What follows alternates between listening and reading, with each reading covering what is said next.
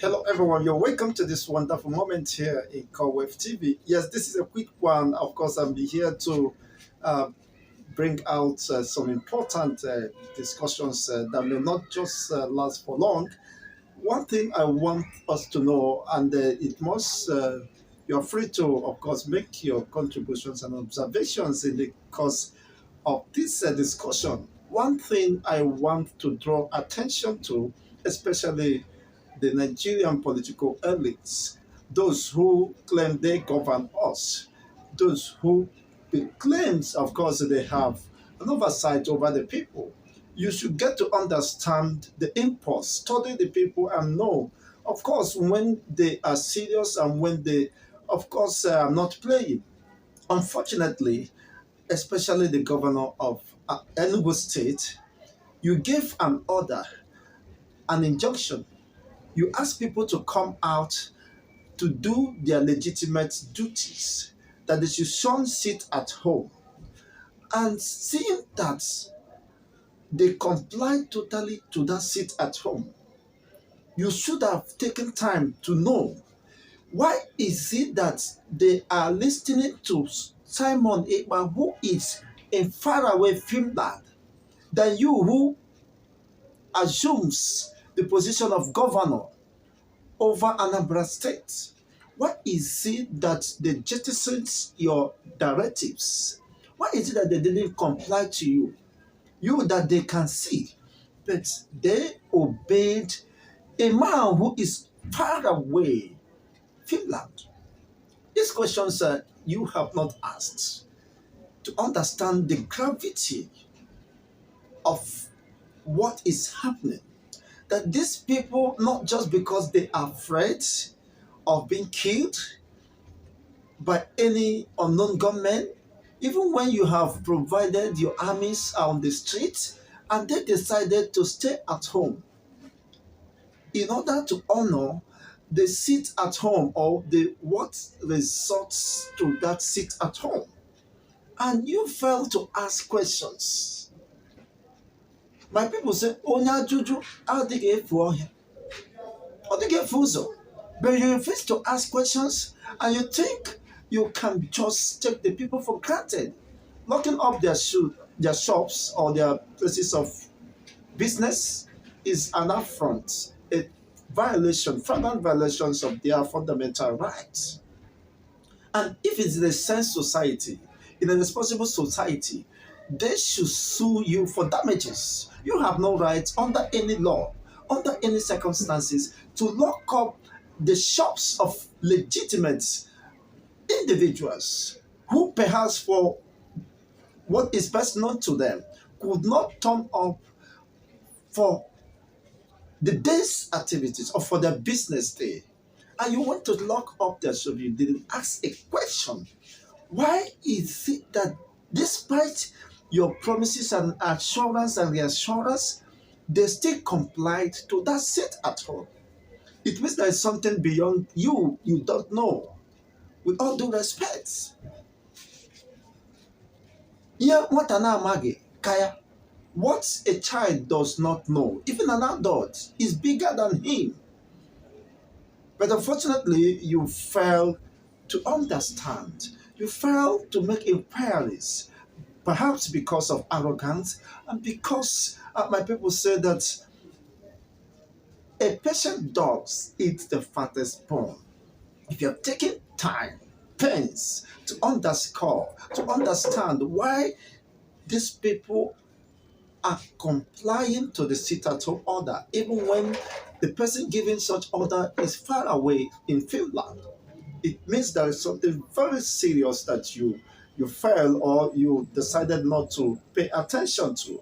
And that will be very destructive because if a people who shares in the same ideology, who believes in the same cause, who believe that that is the best thing that can happen to them, mean the restoration of the Biafran state and the release of their own leader, Mazi Nnamdi Kanu, you cannot stop them even with the barrels of corn. It is a clear signal that you have no influence over them. You have no authority over them. They have shown you that you matter less to them. But what matters most to them is what they have committed. Of course, there are times you send and mobilize your people to go and lock up their shops, but does that solve the problem? You are not winning the war. It's a clear indication that you have lost the war. You have been with the people before you assume the position of governorship, which is a subject of litigation, which is being challenged at the tribunal. Even when you are not even sure that certain that that seat, of course, is sure for you, you should have applied wisdom. Because my people do say, "Ocho onye siere ọha richa, but ọha siere otu onye, you cannot finish it." When the crowd cook for an individual, you can't finish it, especially when those crowd believes strongly in the ideology they share in common. You can't stop them unless you want to get yourself in trouble. Sorry to say that. You are a governor today does not mean that you will remain a governor tomorrow. You possibly might be, of course, banking some unfortunate mishaps for your even family. For the good of your family, you should apply cautions. Ask about people who has taken such part, how far and where they are today. They feel more insecure, and unfortunately, you can only run away, of course, from people, but not away from your shadows. The mistake you make today might possibly haunt not just you, but the generations. There are reasons. Let me see, why is Nigeria here today? Why is Nigeria in this quagmire, in this mess?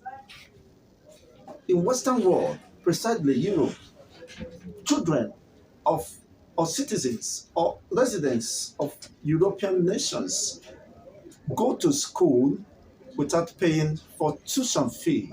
Everything is free education, free medical care. Do you understand it? That is why society works. And you can't expect such society not to be happy with the government and with the system where they found themselves. Does such work in Nigeria? Somebody might claim that they pay taxes. Yes, they pay higher taxes, but those taxes reflect in the basic amenities that's been provided for their people. That is fundamental. We have oil as the sixth largest oil producing nations of the world. We and our people, Nigerian populace, are impoverished. When you have the political exposed persons living at large at the expense of the masses, and you still expect the masses, to believe you, you still expect the masses to believe the government that have not shown any interest or concern for their welfare and their life and security. It's rather unfortunate that we find ourselves here today. But the real matter is that when you push the people to the wall, you don't expect them to keep quiet. So I will want the governor of Enugu State, if he can see this and respond, let him apply cautions because positions might be intoxicating, but it's very destructive if you don't use it, utilize it to the betterment of your people. You can't lock up the shops of individuals today because you are a governor and you enjoy certain immunity which might not last forever and incur more rats, enemies to yourself.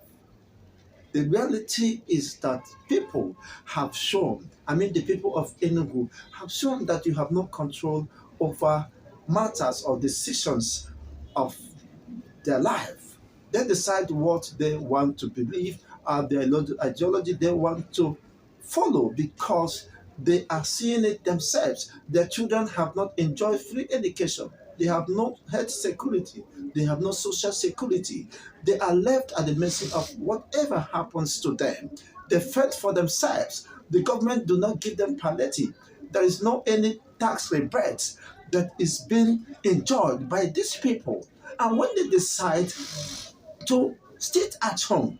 You have no any moral or legal right to impound, to lock up or confiscate any of their property only on the basis that they refuse to come out.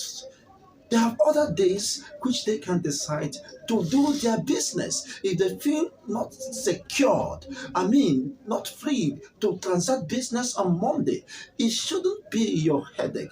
By the way, they pay taxes. Of course, they pay their levies to the government, and you should not take what the headache that is not your problem, unless you want to set another Hiroshima. You want to set the Enugu agog. This is my candid advice to anyone who cares to listen. If you care to listen, well, all for good.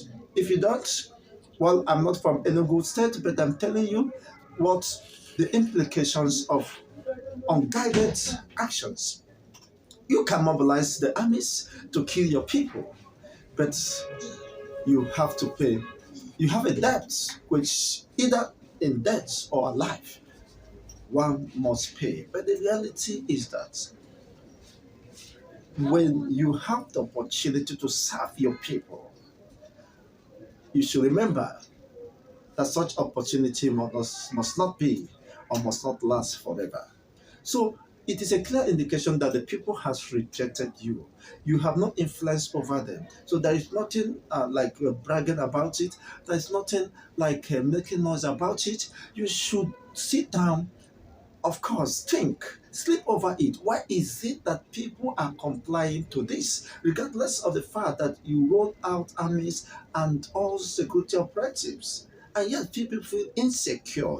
People feel, it is not our business that we consciously and deliberately decided to sit at home because of what we believe, or because, of course, of what we have been denied in Nigeria.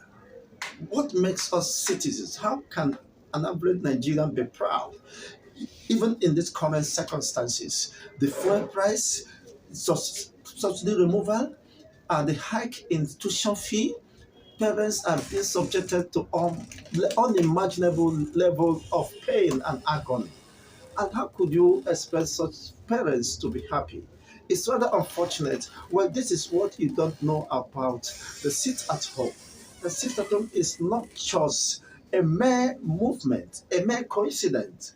This is born out of desire and unquenchable desperation to be free by a people that is perceived to be under bondage, the people that is perceived to be under ungodly ruler, a ruler or a person that does not care for them, that does not have their own interests at heart. Otherwise, nothing would have informed the agitations in the first place. If Nigeria has been working, if the Aburi Accord has been kept by the previous leaders or rulers, if I may say, things would have worked out well for every region. They would have developed and grown at their own pace, having comparative advantage over other regions. They can have bilateral agreements, transactions, and of course diplomatic uh, treaty among different regions, and they develop at their own pace. The North we are known for pyramid agriculture, and they are doing exceptionally well. The East, of course, we are known for a particular palm oil and other resources. The West, the cocoa, where are they? So you cannot entangle the people. You can't intimidate the people. That is the greatest error or mistake you can ever do as a governor, as a president. Listen to the people. Be honest about that. Nigeria is not your inheritance. Nigeria is not your father's property. This is a mere geographical expression to define a particular entity. It does not alter the personality, the identity, or the cultural heritage of the nations that makes up this particular entity called Nigeria. Anytime the cultural entities, nationalities, decides and wakes up, say this is what they need, you can't stop them. Unless a fool will want to oppress or subjugate a people who already have determined, of course, even to die for a cause they believe, a cause they truly believe, a cause they stand for, a cause that is being relayed to them from generation to generation. It is all about ideology. And when you think you can fight, of course, ideology with the powers of God, then you are making a costly mistakes. Yes, on this submission, I want to know what is your own observations or contributions regarding this. Please, via the comment section. It's been a moment of excitement, honestly. Thank you for your time and thank you for listening. Let me know what is your comment regarding this particular submission at this moment. Thank you. And please, if you're watching us for the first time, this is Call Wave TV.